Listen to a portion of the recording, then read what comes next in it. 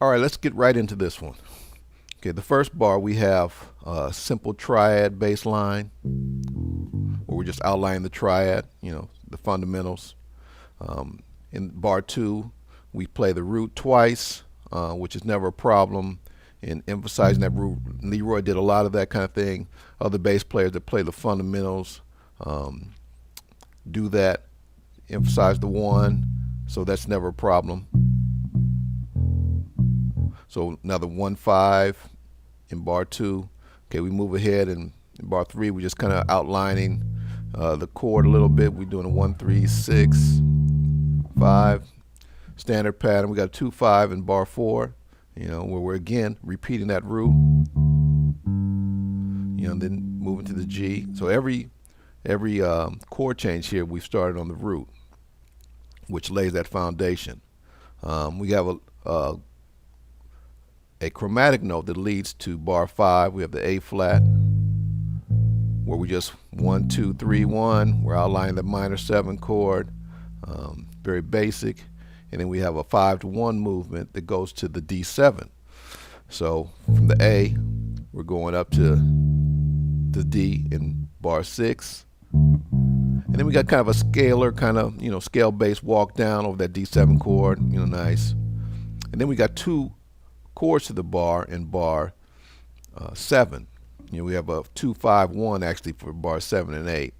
So we're just doing a 1-5, 1-3, keeping it very basic over the 2-5 change.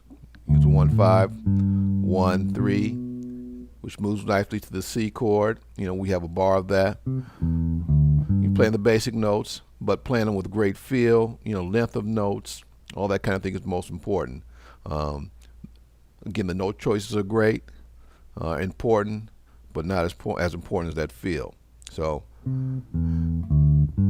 this is a nice little change from just doing a triad. Okay, then we introduce our first kind of ghost note in here in bar 9. So we have, we use the D string as a ghost note. So we're going to start on the 5, actually, of that chord. And we use the D, the second 8th note. And we have another ghost note at the end. So we're flavoring up that just instead of just walking down, standard like that. We have, that gives a little more flavor. Again, we repeat the roots, establish the foundation. We do something a little different here in bar 11. We're going to imply a D minor chord. D minor 7 is directly related to the F chord that's being played there. But instead of, nobody's going to play the D minor 7 chord, but in the bass, we're going to imply that chord, which is a nice effect to do. So I'm going to be walking down, adding the F, then we play D-A, which is going to, like I said, imply that we're going to a D minor chord. And then we move right to, we're playing roots, in bar 12. We flavor it up with a little ghost note in there. But really we're just playing roots, triad in bar 13, but using the ghost note, to flavor it up, and then in bar 14, it's just a repeat of bar 6. So we're playing the same exact kind of walk down. In bar 7 and 8, we have another 2-5, same 2-5-1 changes. We're playing a 1-3 this time, just choosing the basic foundational notes there, and then we're walking down because we're going to a new section starting in bar 17. So in bar 16, we're kind of leading there, so we're going to walk down even though the chords don't change. The keyboard player, somebody may catch you and play some of those with you, but if not, still, it's fine. You can do it on bass. You can kind of imply or lead to that chord change that's coming up. So we have a nice long 2-5-1 coming up in bar 17. Just going to really walk down the scale in the G minor.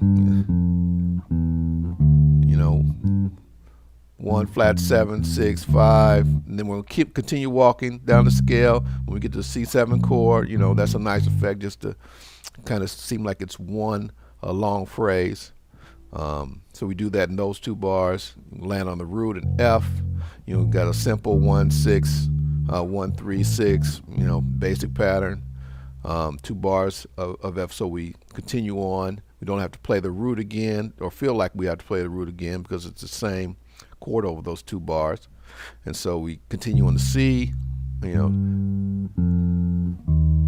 but somehow we know we're leading to this D7 chord that's coming up. So we got to gear everything towards moving towards that D7.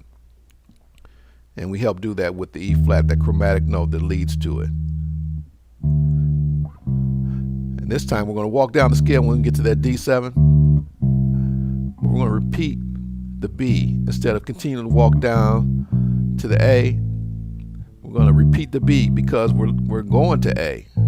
You know, so it leads nicely to it. Another 2 5 when we get to that bar 22. You know, playing root, 5th, root, 5. You know, 1 5 through each of those. And then we got a little chromatic line that goes from G. You know, kind of implying chord changes again with that. You know, got a chromatic note E flat. So then we got a nice anticipation going into bar 25, which 25 is the start of another section, or repeating back to the A section. So we want to somehow put our stamp on that. So we do it by anticipating the 1, you know, with a swung note. So from bar 24, you